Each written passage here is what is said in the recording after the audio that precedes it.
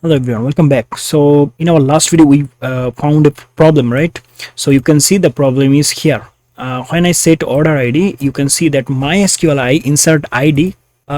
So here you can see we have update one more query, right? You can see that we are not from the previous, we are not getting the con from the previous, what can I say, previous SQL insertion, right? We have already one more update SQL, right? Here we have already one more SQL, so we actually can do this here. Let me just go at the bottom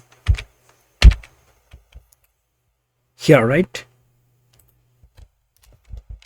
Okay, here, and now let's check if it is working perfectly or not. So I'll go here and I will go for the shop, let's say, and you can see we have only one product left. So buy now, undefined variable result stock, single order dot php line 22. Okay, no problem.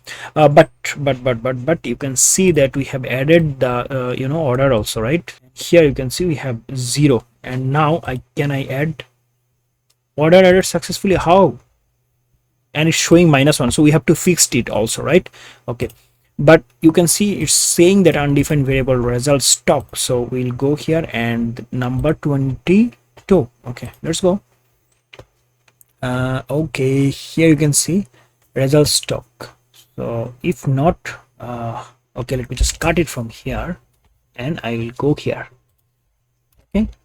Okay, so it's done, I think. Go back. Okay, let's say I want to buy now, and here you can see it's solved. But the problem is here you can see it's getting -2 also.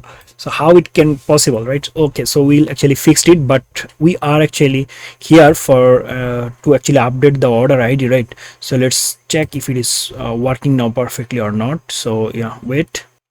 Now you can see our order ID, right, is working. Okay, so we have solved it, right? Order ID is now working, but the problem is we are not actually getting the correct way. Here you can see it's -2, it shouldn't be -2. So we'll actually fix it that, okay, if the result, I mean if the quantity or stock size is greater than 1, so it will actually show here, otherwise it will not show here. Okay, so we will actually do it in the next video. See you in the next video. Till then, goodbye.